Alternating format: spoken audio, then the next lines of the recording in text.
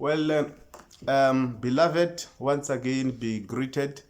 You are listening to a voice of Phumudzo Nethwadzi, the author of various books, including this one, which is called The 12 Cardinal Pillars of Wisdom.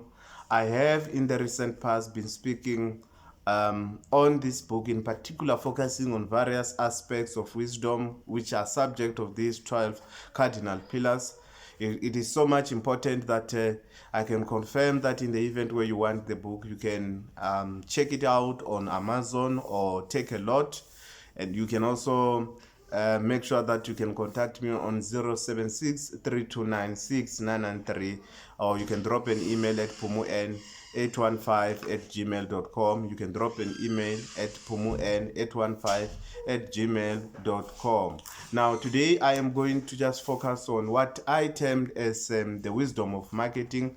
Marketing is so much important to any individual who perhaps would have a product or services which he wishes that such be consumed by customers or potential beneficiaries. It is so much important that you work out on what you call the marketing strategy.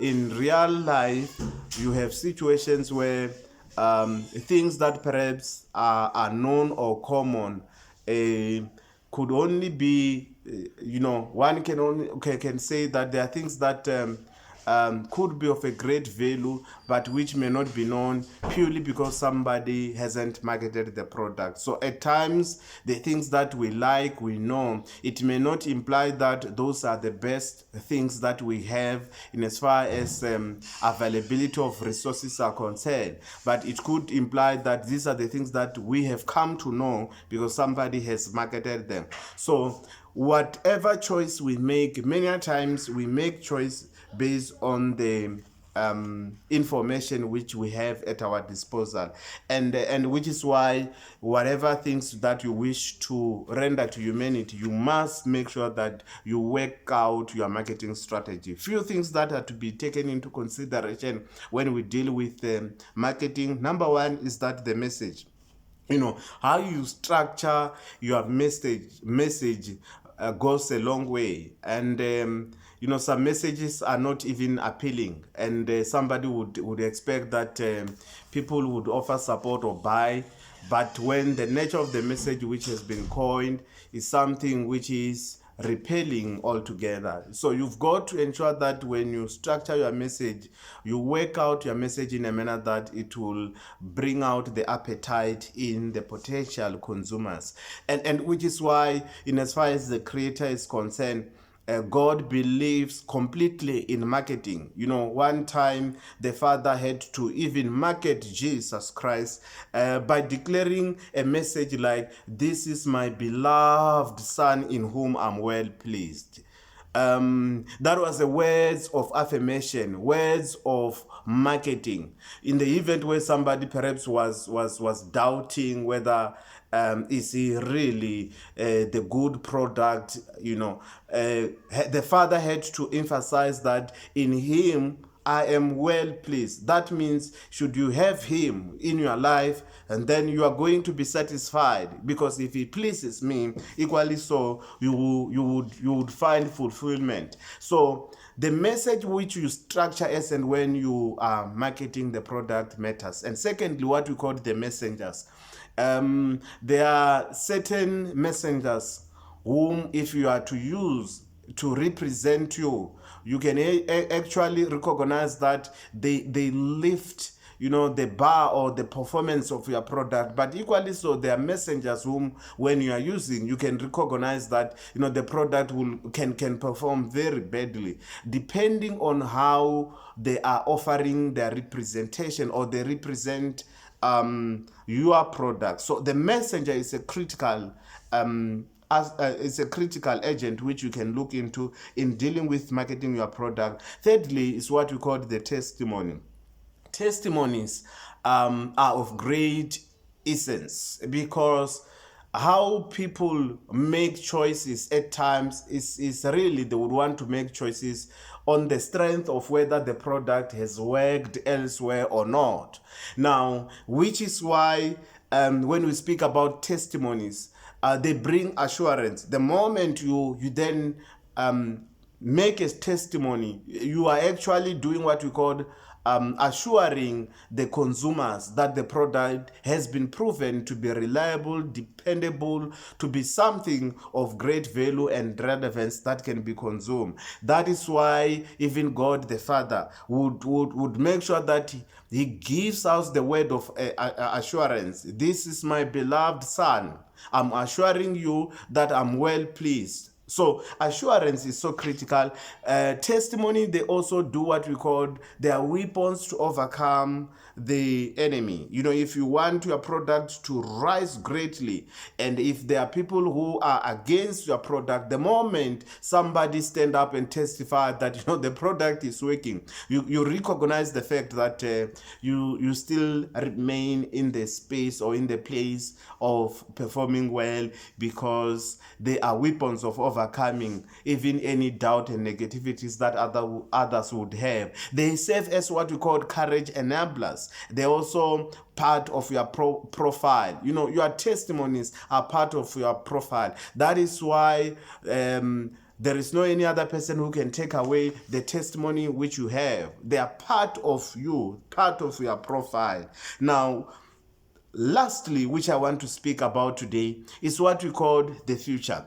You see, the relevance of your product is there are times where human beings, when they want to make choice, they would want to look into the future. If I were to buy this product, will it be relevant in the coming 10 years, 20 years, or even 30 years? Now, there are few things that determines the relevance of product at any given point in time. And one of it is what we call the current performance.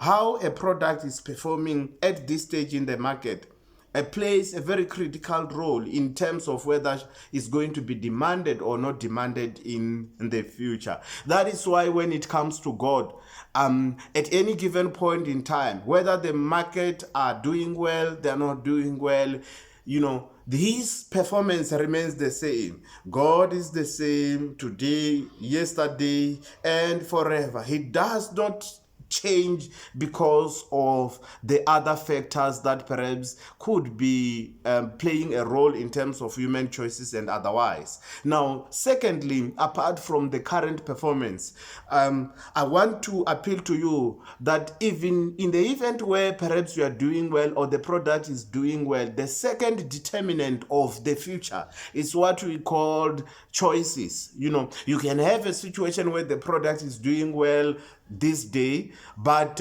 somebody for some reasons happens to make what we call a bad choice. Any bad choice which you make has the consequences. So you would find that some company or organization or even products which at some point were doing well, somebody at some point made a terrible choice which ultimately then determined the irrelevance of the product in as far as the demand is concerned in the future. Thirdly, is what we call the environment.